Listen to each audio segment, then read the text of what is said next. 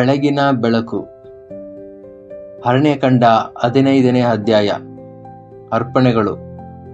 ನಮ್ಮ ಹಿಂದಿನ ಬೆಳಗಿನ ಬೆಳಕಿನಲ್ಲಿ ಕಾದೇಶ್ ಬರ್ನೇಯದಲ್ಲಿ ಇಸ್ರಾಯೇಲರ ವೈಫಲ್ಯದ ನಂತರ ತಕ್ಷಣವೇ ಯೆಹೋವನು ಮುಂದಿನ ಪೀಳಿಗೆಗೆ ನಿರೀಕ್ಷೆಯನ್ನು ನೀಡುವುದನ್ನು ನಾವು ನೋಡಿದ್ದೆವು.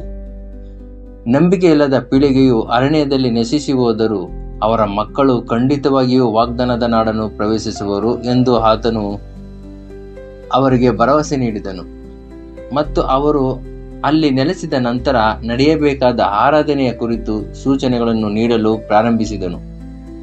ಇಂದು ನಾವು ಈ ಅಧ್ಯಾಯದಲ್ಲಿ ಉಲ್ಲೇಖಿಸಲಾದ ಅರ್ಪಣೆಗಳು ಮತ್ತು ಅಳತೆಗಳನ್ನು ಸೂಕ್ಷ್ಮವಾಗಿ ಗಮನಿಸೋಣ. ನಾಳೆ ನಾವು ಅವುಗಳ ಆತ್ಮಿಕ ಅರ್ಥವನ್ನು ಮತ್ತು ಅವು ನೂತನ ಸೃಷ್ಟಿಗೆ ಕಲ್ಪಿಸುವ ಪಾಠಗಳನ್ನು ಅಧ್ಯಯನ ಮಾಡಲಿದ್ದೇವೆ.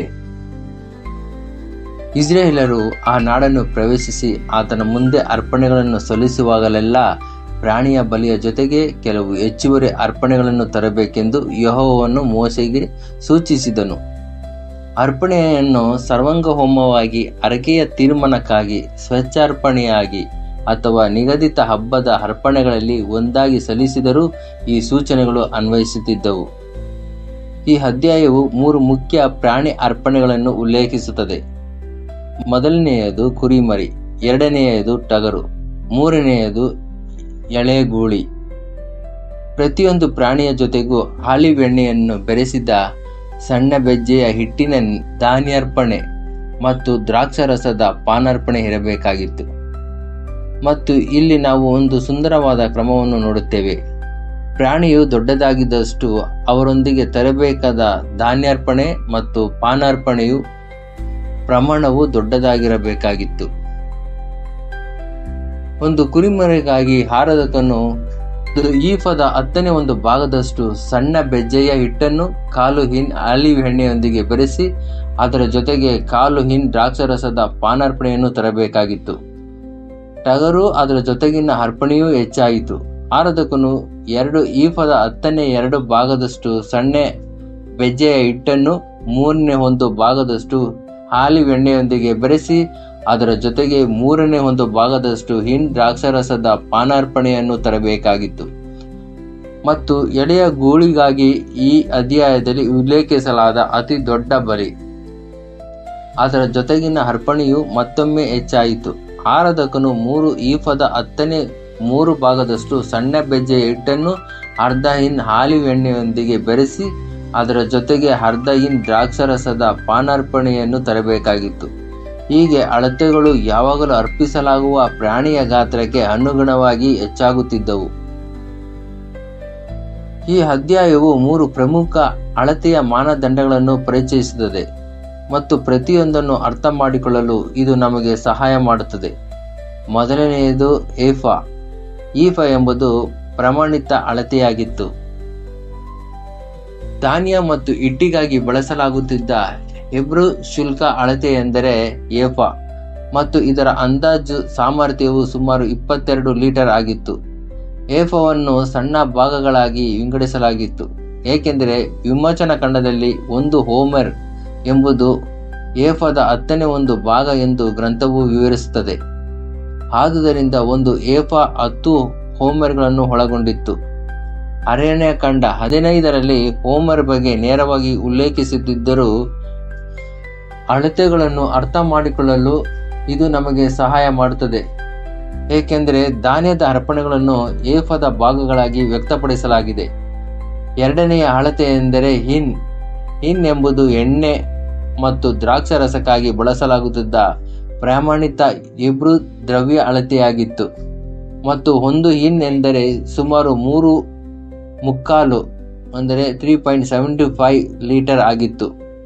ಜೊತೆಯಲ್ಲಿ ನೀಡಲಾಗುವ ಅರ್ಪಣೆಯ ಗಾತ್ರಕ್ಕೆ ಅನುಗುಣವಾಗಿ ಹಿನ್ನ 1/4, 1/3 ಭಾಗ ಮತ್ತು ಅರ್ಧದಷ್ಟು ಭಾಗಗಳನ್ನು ಬಳಸಲಾಗುತ್ತಿತ್ತು. ಗಮನಿಸಬೇಕಾದ ಮತ್ತೊಂದು ವಿವರವೇನೆಂದರೆ ಹಿಟ್ಟಿನ ಗುಣಮಟ್ಟ. ಯೆಹೋವನು ಸಾಮಾನ್ಯ ಹಿಟ್ಟನ್ನು ಕೇಳಲಿಲ್ಲ, ಬದಲಿಗೆ ಅತ್ಯುತ್ತಮವಾದ ನಯವಾದ ಹಿಟ್ಟನ್ನು ಕೇಳಿದನು. ಹೆಬ್ರೂ ಪದ ಸೊಲೈತ್ ಎಂಬುದು ಶುದ್ಧ ಮತ್ತು ಸಂಸ್ಕರಿಸಲ್ಪಡುವವರಿಗೆ ಜಾಲಿಸಿದ ಹಿಟ್ಟನ್ನು ಸೂಚಿಸುತ್ತದೆ. ಇದು ಲಭ್ಯವಿರುವ ಅತ್ಯುತ್ತಮ ಗುಣಮಟ್ಟವನ್ನು ಪ್ರತಿನಿಧಿಸುತ್ತದೆ. ಈ ಅಧ್ಯಾಯದಾದ್ಯಂತ ಉಲ್ಲೇಖಿಸಲಾದ ಎಣ್ಣೆಯು ಆಲಿವ್ ಎಣ್ಣೆಯಾಗಿತ್ತು. ಇದನ್ನು ಅರ್ಪಿಸುವ ಮೊದಲು ನಯವಾದ ಹಿಟ್ಟಿನೊಂದಿಗೆ ಬೆರೆಸಲಾಗುತ್ತಿತ್ತು ಮತ್ತು ಪಾನಾರ್ಪಣೆಯು ದ್ರಾಕ್ಷಾರಸವನ್ನು ಒಳಗೊಂಡಿತ್ತು. ಇದನ್ನು ಎಣ್ಣೆಯಷ್ಟೇ ಪ್ರಮಾಣದಲ್ಲಿ ಅಳೆದು ಅರ್ಪಣೆಯ ಭಾಗವಾಗಿ ಯೆಹೋವನ ಮುಂದೆ ಸುರಿಸಲಾಗುತ್ತಿತ್ತು. ಈ ಅಧ್ಯಾಯದುದ್ದಕ್ಕೂ ಯೆಹೋವನು ಈ ಅರ್ಪಣೆಗಳು ಯೆಹೋವನಿಗೆ ಪ್ರಿಯವಾದ ಸುವಾಸನೆಯಾಗಿದ್ದವು ಎಂದು ಪದೇ ಪದೇ ಘೋಷಿಸುತ್ತಾನೆ. ಈ ಅಭಿವ್ಯಕ್ತಿಯು ಅರಣ್ಯಕಾಂಡ 15ರಲ್ಲಿ ಹಲವು ಬಾರಿ ಕಾಣಿಸಿಕೊಳ್ಳುತ್ತದೆ. ದೇವರಿಗೆ ಆಹಾರದ ಅಗತ್ಯವಿತ್ತು ಎಂದಾಗಲಿ ಅಥವಾ ದಹನ ಬಲಿಗಳ ಭೌತಿಕ ವಾಸನೆಯನ್ನು ಆತನು ಆನಂದಿಸಿದ್ದನು ಎಂದಾಗಲಿ ಇದನ್ನು ಸೂಚಿಸುವುದಿಲ್ಲ.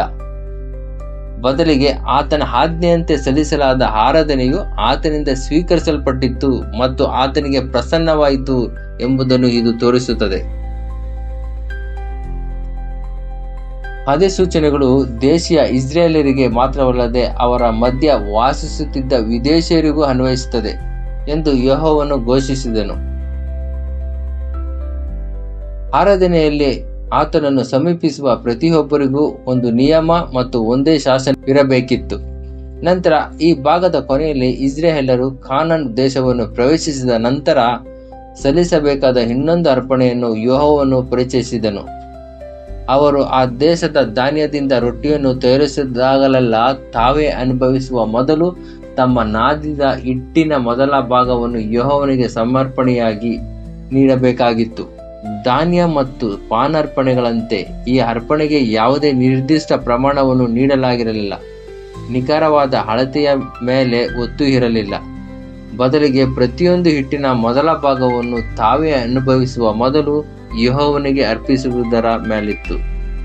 ಆದುದರಿಂದ ಅರಣ್ಯಕಾಂಡ 15 ದಹನ ಬಲಿಗಳು, ಹರಕೆಯ ನೆರವೇರಿಕೆಯಲ್ಲಿ ಸಲ್ಲಿಸುವ ಬಲಿಗಳು, ಸ್ವ ಇಚ್ಛೆಯ ಅರ್ಪಣೆಗಳು, ಹಬ್ಬದ ಅರ್ಪಣೆಗಳು, ಆಲಿವ್ ಎಣ್ಣೆಯೊಂದಿಗೆ ಬೆರೆಸಿದ್ದ ನಯವಾದ ಹಿಟ್ಟಿನ ಧಾನ್ಯದ ಅರ್ಪಣೆಗಳು, ದ್ರಾಕ್ಷಾರಸದ ಪಾನಾರ್ಪಣೆಗಳು ಮತ್ತು ದೇಶವನ್ನು ಪ್ರವೇಶಿಸಿದ ನಂತರ ನಾದಿದ ಹಿಟ್ಟಿನ ಮೊದಲ ಭಾಗದ ಅರ್ಪಣೆಗಳ ಸಂಪೂರ್ಣ ಪಟ್ಟಿಯನ್ನು ಒಳಗೊಂಡಿದೆ. ಮತ್ತು ಗಮನಿಸಬೇಕಾದ ಪ್ರಮುಖ ವಿಷಯವೇನೆಂದರೆ, ಪ್ರತಿಯೊಂದು ಅರ್ಪಣೆಯನ್ನು ಯೆಹೋವನು ಜಾಗರೂಕತೆಯಿಂದ ನಿಯಮಿತಗೊಳಿಸಿದನು. ಯಾವುದನ್ನು ಮಾನವನ ಕಲ್ಪನೆಗೆ ಅಥವಾ ವೈಯಕ್ತಿಕ ಆದ್ಯತೆಗೆ ಬಿಟ್ಟಿರಲಿಲ್ಲ. ಅಳತೆಗಳನ್ನು ಸಹ ಆತನ ಆಜ್ಞೆಯಂತೆ ನಿಗದಿಪಡಿಸಲಾಗಿತ್ತು. ಇದು ಇಸ್ರಾಯೇಲರಿಗೆ ಒಂದು ಅಮೂಲ್ಯವಾದ ಸತ್ಯವನ್ನು ತಿಳಿಸುತ್ತಿತ್ತು. ಅದೇನೆಂದರೆ, ಆರಾಧನೆಯನ್ನು ಮಾನವನ ಕಲ್ಪನೆಗಳಿಗೆ ಅನುಗುಣವಾಗಿ ಅಲ್ಲ, ಬದಲಿಗೆ ಆತನ ಸೂಚನೆಗೆ ಅನುಗುಣವಾಗಿ ಸಲ್ಲಿಸಬೇಕಾಗಿತ್ತು. ನಾಳೆ ದೇವರ ಚಿತ್ತವಿದ್ದರೆ ನಾವು ಈ ಅರ್ಪಣೆಗಳ ಆತ್ಮಿಕ ಅರ್ಥವನ್ನು ಅಭ್ಯಾಸ ಮಾಡಲು ಅಳತೆಗಳು ಮತ್ತು ವಿಧಿವಿಧಾನಗಳನ್ನು ಮೀರಿ ನೋಡೋಣ. ಹಾಗೂ ಕ್ರಿಸ್ತನ ಬಗ್ಗೆ ಮತ್ತು ತಂದೆಯ ಮುಂದೆ ನಮ್ಮ ಆರಾಧನೆಯ ಬಗ್ಗೆ ನಾವು ಇವೆಲ್ಲವೂ ನೂತನ ಸೃಷ್ಟಿಗೆ ಏನನ್ನು ಬೋಧಿಸುತ್ತದೆ ಎಂಬುದನ್ನು ಕಂಡುಕೊಳ್ಳೋಣ. ಪ್ರಾರ್ಥನೆ.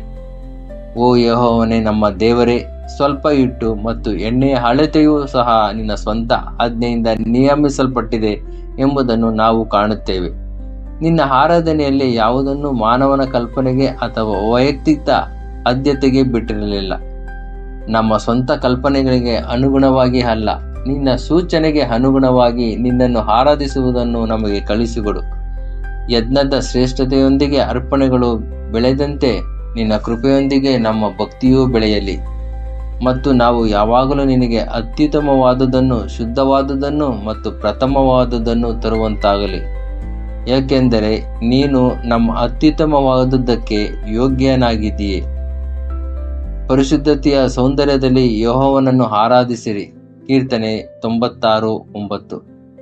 ಯೇಸು ಕ್ರಿಸ್ತನ ನಾಮದಲ್ಲಿ ಪ್ರಾರ್ಥಿಸುತ್ತೇನೆ, ಜೀವವುಳ್ಳ ತಂದೆಯೇ, ಆಮೆನ್.